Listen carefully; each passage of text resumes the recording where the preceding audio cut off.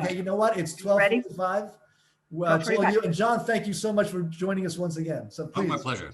Suzanne. Okay, so we have John Haveman. Many of you have heard him or seen him already come and speak. He actually spoke to us at the Elks, I think, back in October.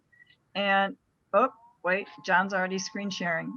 Okay. Oh, I'm sorry. Did I get in your way? No, it's okay. You know what? Just start talking. John. Okay, John's he's a local resident in San Rafael and the executive director of the National Economic Education Delegation.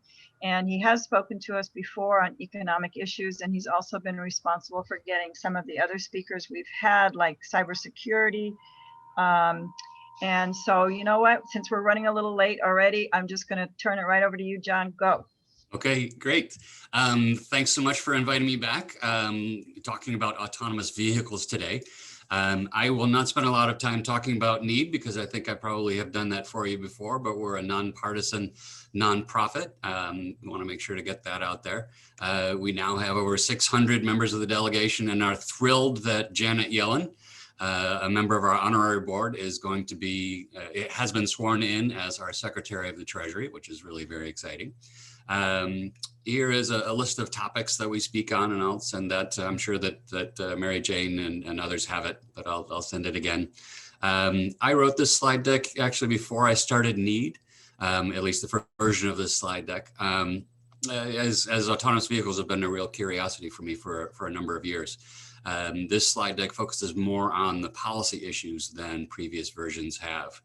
Policy issues here run deep and wide, but we'll get into that. All right, so what am I going to talk about? I'm going to talk about where the autonomous vehicles path leads. There is a heaven and a hell version of the future with autonomous vehicles. So talk about what those are, talk about the transition a little bit, policy and planning issues, and then some of the major economic and development changes. The autonomous vehicle is going to influence everything from driving to parking spaces to actually housing development, in particular in places like Marin. But we'll get there towards the end. First, there is a taxonomy of autonomous vehicles. Most of us, those who aren't driving a Tesla, probably have level 0 automobiles. That's where the human driver is in complete control. Maybe the car shifts its own gears and cruise control, as we've long known it fits in here. If you make it adaptive cruise control, the car can see the car in front of you, so it'll slow down rather than hitting it. Or parking assist, that takes it up to level 1. Level 2 is where, in certain circumstances, the car can do most of the driving, but the driver has to be there, hands near the steering wheel. And this is my understanding where Tesla is. And then in level 3, in specific environments, the driver, the car takes over, the driver can read or text or do whatever they like. Level 4 is where it's basically full autonomy, except there are certain environments like maybe rain, snow, sleet, dark of night, I don't know, where the human being will have to take over. And level 5 is just where you can fall asleep, take a nap, and the computer, there's no steering wheel, there's no parking brake, there's no brake, there's no accelerator. You just get in, and it's a nice, comfortable interior. Waymo, which is Google's autonomous driving arm, is really at level 4. I think it's put at level 4 primarily because it hasn't mastered the left-hand turn into oncoming traffic, right? So its vehicles, and it has a ride-share service in place in Phoenix, Arizona, but its vehicles will tend to make 3 rights instead of a left, which takes a little bit longer, but you're in the car, you're not driving, maybe you've got extra time. Hopefully, and I think they'll get up to level 5 before too long. So we've got level 5 well on the way. There are forecasts for when and how fast autonomous vehicles might penetrate the driving market. This is a forecast by McKinsey, which I think is very conservative. And by conservative, I mean that it suggests that the status quo is going to be maintained longer than certainly I think it's going to be, right? So it'll be late 2020s, 2030, by the time we really have autonomous vehicles available in the marketplace, and like 2050, by the time they have significant penetration. By significant penetration, I think about 95% of the vehicle miles traveled. I think 2050 is much further out in the future than it's likely to be. So why do I think that? I think that largely because there is a veritable fire hose of money being directed at autonomous vehicles. And massive companies, GM, Apple, Waymo, Tesla, and a bunch of others, Cisco, Baidu, Chinese companies, Taiwanese companies that are all trying to get there first, get to market first. And since there's so much money being thrown at this, and it's not an intractable problem, it is likely to come much quicker than some might forecast. Right. So what's my forecast? If not McKinsey's, well, I think from the people that I talked to, we could see car share services readily available by 2025. That's not to say that everybody's going to use them. So it'll probably be 2035, another 10 years before they have really deep penetration. Again, that's about 95% of vehicle miles traveled. That's not going to be 95% of all vehicles out there, but the majority of the travel will happen by autonomous vehicles. That last 5%, it's going to be difficult to achieve, right? Because there are those who genuinely like driving their car. There are those with specialized needs, think construction worker who has a lot of stuff to put in and take out of the car every day. So they're just going to keep their own vehicle and not use somebody else's autonomous. And so that begs the question, is this possible? And of course, I think so, or I wouldn't be suggesting it. I think it's possible partly because I saw pictures of Broadway in New York City, a picture in 1910 where the picture was about 99 horses for every automobile on the street. And then you fast forward to 1920 and it was about 99 vehicles for every horse. Right now, granted, there was a law passed in between 1910 and 1920 that mandated that you actually pick up after your horse. That might have hastened the transition. But if you can transfer from horse to car in 10 years, I think the transition from driving and owning your own car to not driving and not owning your own car is likely to be even faster because you actually save money. And I'll talk more about that in a minute. So horses to cars, but people come back at me and say, well, what about electric vehicles? We haven't seen electric vehicles really penetrate the market. That's getting a little old, outdated now as electric vehicles are coming much more to the fore. And GM, I think by 2035 says it won't be producing internal combustion engine vehicles anymore, right? But EVs were slow because you had to spend more money to adapt to change to EVs, right? And people are loath to do that. And there's also the whole range worry, right? How far are you going to be able to drive before you run out of juice, right? So I think given those things, autonomous vehicles is going to be adopted relatively rapidly. I'll talk more about why from a private perspective that's likely to happen, from your and my perspective, and then from a public perspective, why it ought to happen. But first, let's take a look at what the future could look like with autonomous vehicles. Right, we could go into and talk at length about what the cars are going to look like, the optics of autonomous vehicles. But as an economist, I don't concern myself so much with that. That's not so important. What I concern myself with more is the heaven or hell version, right? And that doesn't have to do with the optics. That has to do with more the ownership of the vehicles. And so I'll go through the hell version and then the heaven, right? So the hell version is obviously not the desired version. That's where we have primarily individual private car ownership, much as we do today. And most of the vehicles will still be internal combustion engines, much as they are today. Right? Why is it hell? It's hell because there's likely to be dramatically increased vehicle miles traveled by the car, not necessarily by people. And I'll talk about that more in just a minute. And if there is a lot more VMT, then there's going to be more pollution if they're internal combustion engines. There's also the potential for increased congestion. And if everybody has their own car, there are going to be a lot more cars and they have to be parked somewhere. Parking is going to be kind of a recurring theme that will pop up a couple of times and then I'll really address it towards the end of the talk. Right. So let me give you an example for why there'll be many more vehicle miles traveled. Right. So let's consider a family with 2 adults and a child. And this is what happens in the morning, right? Everybody's at home. The car is not at home. Because why park the car at home when at night you can tell it to go park itself someplace else? And so it's probably parked off and you can turn the garage into something actually useful other than just for storage, right? So first thing that happens in the morning is the car goes from the parking lot to home, right? And importantly, those are 0 passenger miles, right? So from a passenger perspective, they're extremely unproductive miles. You're not moving anybody from anywhere to any other place. The second thing that happens maybe is the first adult goes off to their office in the autonomous vehicle, and then the autonomous vehicle maybe goes back home to pick up the child, take the child to school, and then goes back home to pick up the other adult, take the other adult to the office, and then head back to the parking lot. Right, so we've added in trips 1, 3, 5, and 7 that are all 0 passenger miles, right? And there's more back and forth because, well, parent 1 might have taken public transportation. Parent 2 might have taken the child to school and then on to the office and parked if the car was not autonomous.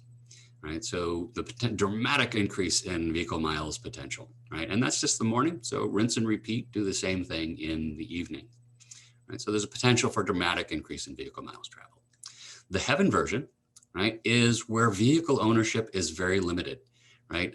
You and I, we will not own our own car. We will have a smartphone, and we can tell the car companies who it is. I don't know, but you know, Waymo, Uber, Lyft, Apple, GM, Ford. All likely candidates. They will own all the cars. They'll have fleets of cars, millions of cars that they'll send around to you when you ask for it. Because they have huge fleets of cars, they're going to want their cars to be electric. Why? One is because the fuel is ultimately cheaper. And the other is that an electric car engine has 19 moving parts and an internal combustion engine has 1900 moving parts. So there's simply less to break for an electric car. And they want their cars out there driving passengers around, not in the repair shop. Right, so it's not clear when we're going to get there. But again, my forecast is 2025 to 2035. And I think in the Bay Area, we might see 2030 for widespread adoption. Right, and that's because we are technology adopters. A lot of development is happening here and congestion is bad. So a lot of us will be very happy to stop driving around. All right, so a little bit more on why this is heaven. The cars are not only autonomous, but they're shared, they're connected, and they're green, right? The shared part matters because we can have far fewer cars in existence, right? There's evidence that suggests that we can get away with about 40% of the vehicles that we have and still provide everybody with the transportation services that they have now, right? So that's just simply a better utilization of the rubber, the aluminum, the metal, the steel, everything that goes into building a car. We use less of it and it's available for other things. Also, vehicle miles traveled in this world could go up or they could go down, but they're more likely to be productive than in the hell version, right? They might go up because it's going to get cheaper. It's going to get cheaper and more desirable to take your own vehicle. We'll talk about the interaction between that and public transportation in a minute. So vehicle miles could go up or down. Congestion effects, still unclear, but even if vehicle miles traveled go up, and then we're probably going to have right-sized vehicles. I don't know about all of you, but when I'm driving down the highway, when I look around at other cars, there are a lot of single occupancy vehicles. It was one person in the car, but it's an SUV, so it can carry 8. And it turns out that if you have right-sized vehicles, not surprisingly, you can just get a lot more of them on the highway. Right? So if you're just one person going from point A to B, then Uber, Google, Lyft, Ford, GM is going to send you a car for one person. Right? They can platoon, so they can travel much more closely together at higher speeds, and they're going to be talking to each other, right? The important thing about cars talking to each other is that if they're talking to each other, they're probably not going to hit each other. And they'll also, we've all probably witnessed the cascade of brake lights that happens on a crowded highway. If one person 3 lanes over and 10 cars up steps on their brakes, then everybody around them does, and everybody around those cars does. Well, that will reduce congestion if that never happens again. All right, and minimal need for parking because these cars are going to be driving around looking for passengers all the time. Now, there will be more of them at peak and off-peak times. So it's likely that Uber, Google, Lyft, whoever, they're going to have parking ramps in some urban areas, right? So when they're not taking people to or from work, they're resting and recharging.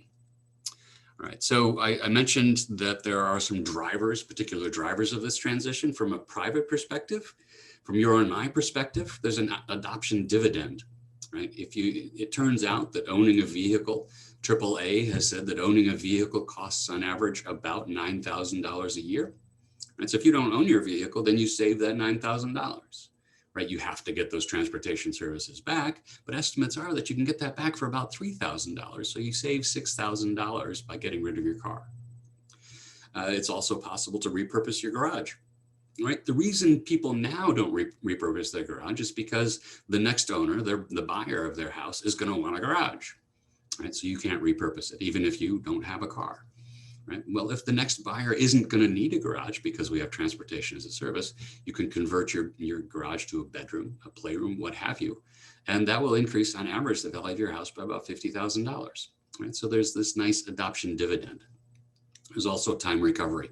Right, 50% of the Bay Area, this is a little dated because it's pre-pandemic, but 50% of Bay Area work at a commute in excess of 30 minutes. That's an hour in the car both ways. And wouldn't you like to be able to read, have a drink, do whatever you like, other than driving in traffic for that hour? So I think people will be quick to want to get out of their own cars and into somebody else's, or at least into an autonomous vehicle. Then there are the public costs. Right? It turns out that having people drive is very expensive. It's very expensive, primarily because of accidents, right? Accidents drive about 25% of congestion. That wastes a ton of time.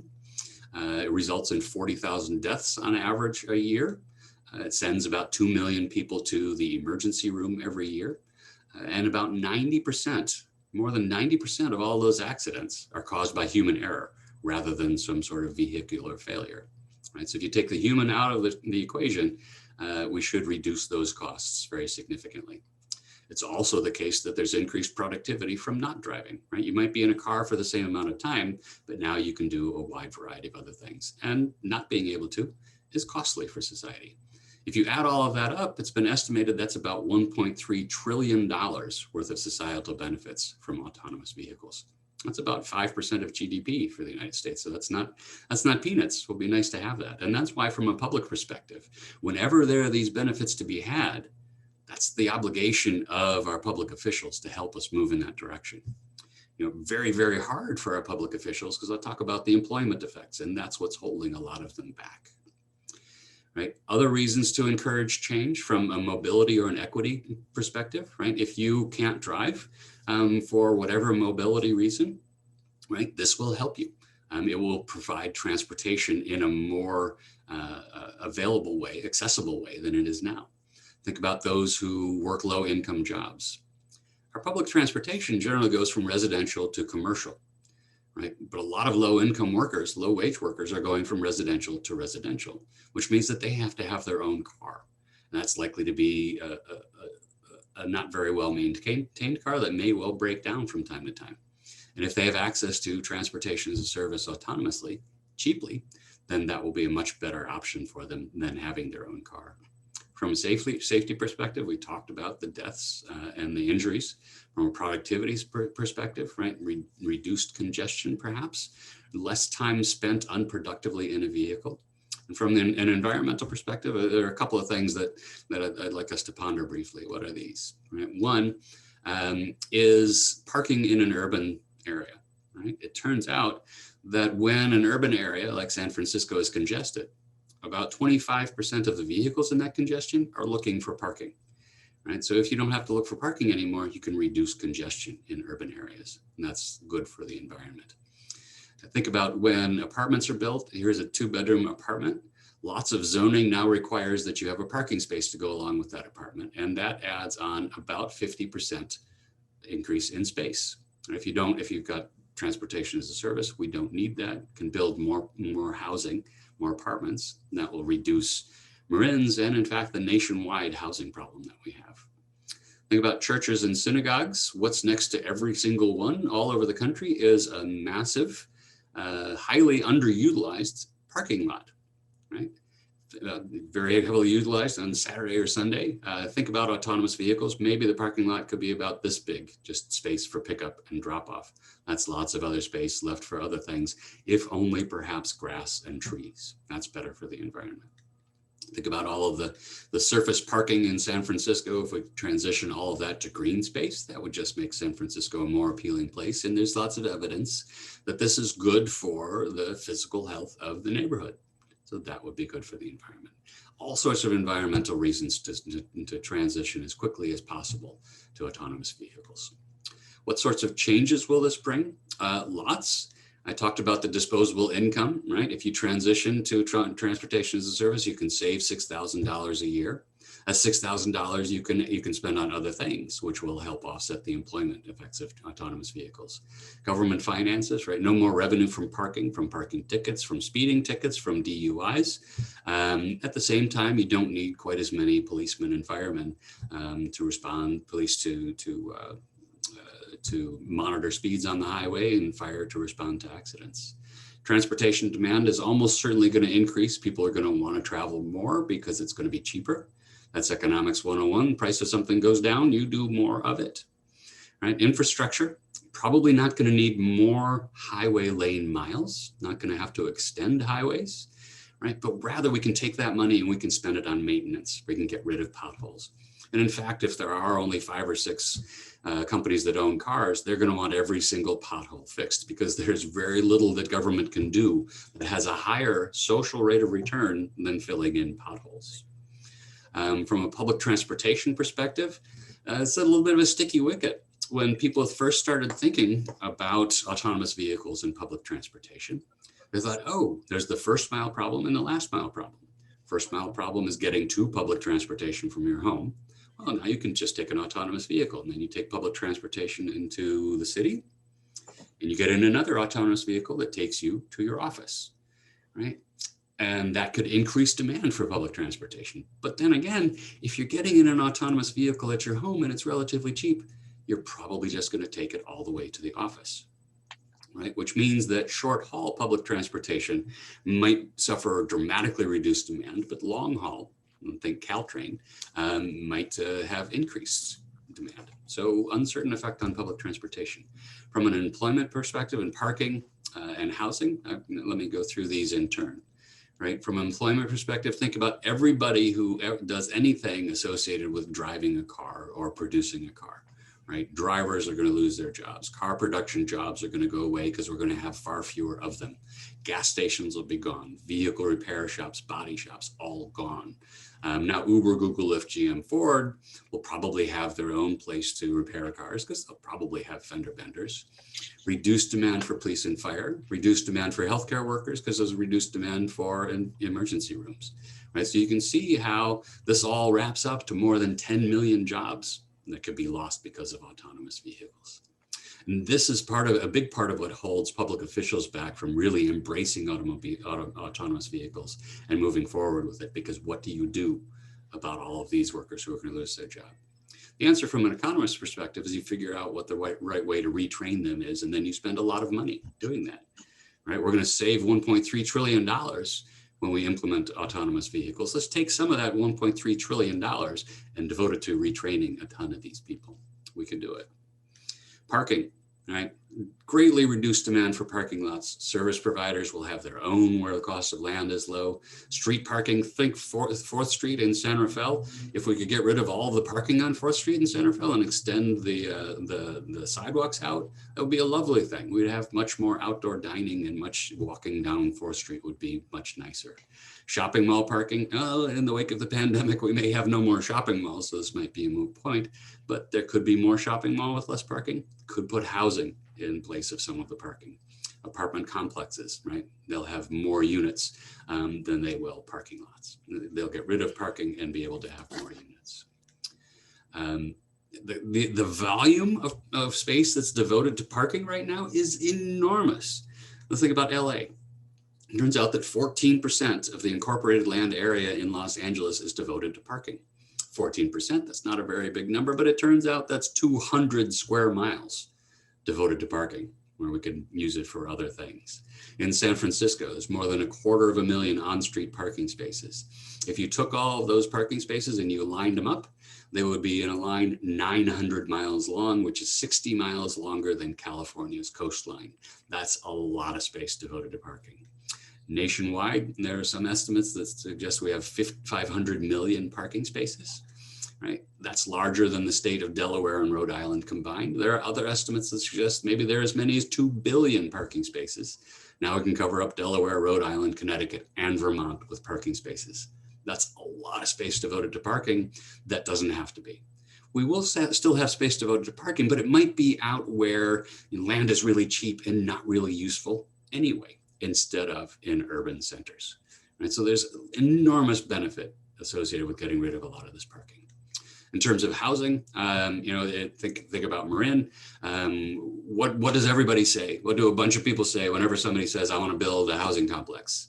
Everybody stands up and says, oh, congestion. Nope, we don't want it. Well, if congestion isn't a problem anymore, then we can probably build more housing, right? Add to that the fact that everybody's going to be repurposing their garage, right? So maybe every 2-bedroom house becomes a 3, every 3-bedroom house becomes a 4, every 4-bedroom house becomes a 5. There should just be more housing available, right? And we have serious issues with housing, especially in Marin, but nationwide. All right, to summarize, and then I'll be happy to stick around and take questions as long as you like. There's going to be massive employment upheaval, and policymakers need to start thinking long and hard about where the resources are coming from to do all of the retraining that's going to be necessary. Local government finances are going to be really different. Not such a big deal because there are pluses and minuses. Housing, this is the big deal, easier to build and more plentiful. Parking conversions and getting rid of on-street parking will be a lovely thing. Demand for transportation infrastructure likely decline. Right? If we can get more cars on less highway, then we could have fewer highway miles, right? We'll have lots more transportation infrastructure technology, but less transportation infrastructure. Demand for public transportation, I honestly think that it's probably going to decline, which may not be such a bad thing because they're often cash strapped, or in the case of our smart train, very cash eating entities, right? Okay, so I think the transition is going to come a lot faster than a lot of people think. And I think our policymakers and those in transportation planning should be spending an awful lot of time thinking about what autonomous vehicles are going to mean for the future. All right, well, thanks very much. Here is some information about NEED, and I will send that to Mary Jane, and hopefully she'll send it out to all of you for anybody who might be curious. Now I'll stop sharing and happy to take your questions. I got one for you, John. Your analysis assumed that largely most people will be getting rid of their cars. Now, since my whole life has been spent with cars, as most of us have, I kind of find it hard to believe that we're going to go that far. I mean, I understand some people will get rid of their cars, maybe a lot of people, but I just kind of feel that some people are going to just want cars for their own use. I think there will be some people, right? So think about the 95% of vehicle miles traveled. There will be a bunch of people who keep their car, and ultimately that car will have to be autonomous, right? Ultimately, human-driven cars are going to be banned because number one, they're dangerous, and number two, they're expensive. Because if you have humans driving, think about all the stop signs, think about all the speed limit signs, the street lights, the stoplights. You can get rid of all of that highway furniture, right? And that saves a ton of money. But there will probably be a segment of the population that does still have their own car. But most of us, I'm betting, and I'm hoping that policymakers will encourage to get rid of their car because it's just enormously inefficient. I mean, think about your car. How much of the time does it spend just sitting there? Most. It's about 95% of the time on average. That's a hugely inefficient use of resources. I have a question. Yep. I have a question. Suzanne, why don't you go first? Suzanne. And then Thanks for speaking to us again, John. And one of the first things that comes to my mind is, oh my God, what happens to all over a period of time, obviously not in one 12-month period, all those cars going to some kind of a recycling facility and oh my God, is that part of the discussion? I'm assuming how to deal with those materials. Yeah. Well, so they're all headed there ultimately anyway. Yeah.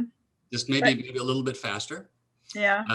But it's gonna permeate throughout the world, right? So imagine it happens fastest in the Bay Area, right? So everybody in the Bay Area, we're gonna sell all of our cars to some poor sap in Kansas City who's gonna drive it for a few years until autonomous vehicles really take over in Kansas City, and then they're gonna sell it to Brazil until autonomous vehicles take over there. Right, so there will be this process of disposing of them that will mean shifting them around geographically, which has its own costs, right? That's not environmentally free. But that's when I think about what the transitions likely to look like, that's what I think will probably happen. Okay, thank you. Yep. All right, Let's go Susan. one more, Susan Angel. Yeah, electric vehicle technology, is that changing so fast that it would be really dumb to buy an electric vehicle now? But I'm not that much of an expert on electric vehicle technology. I believe, and all the evidence that I've seen suggests that no.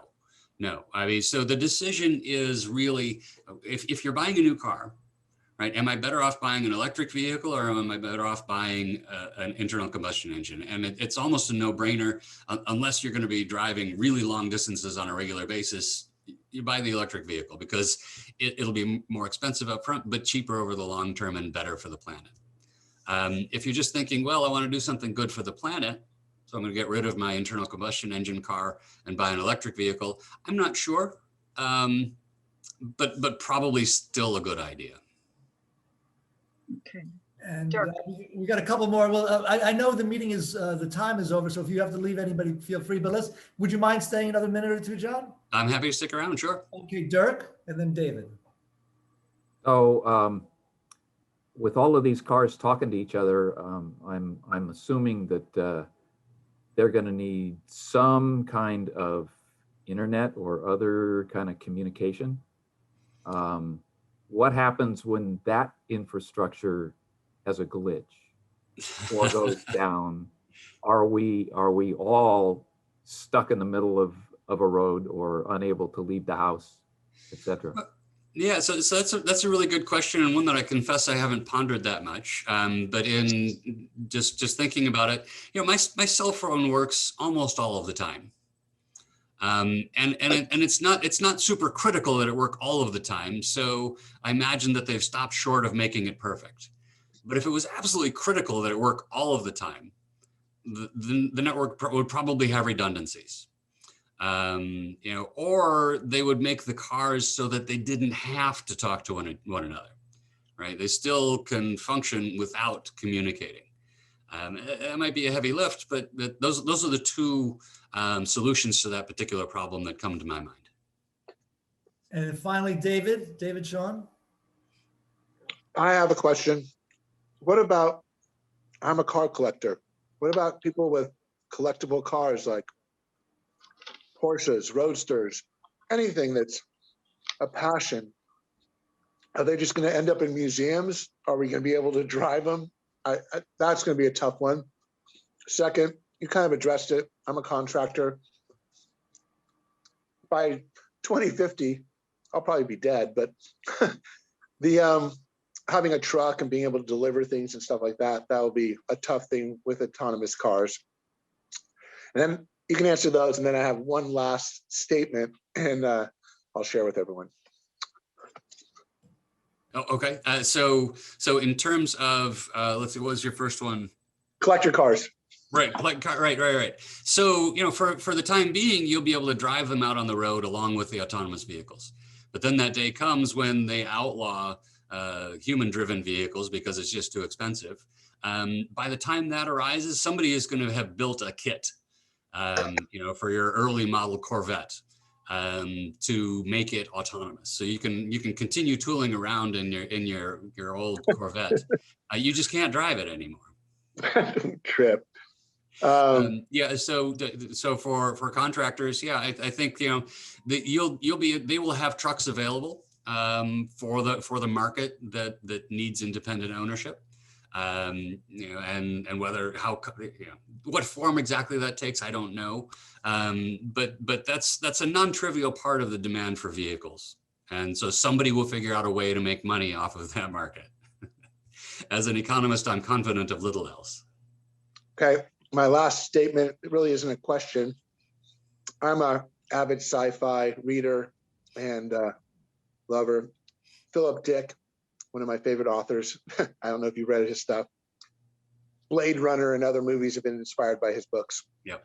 What if the computer that's running the network is smart enough to make its own decisions and decides to mess with humankind, we're just screwed.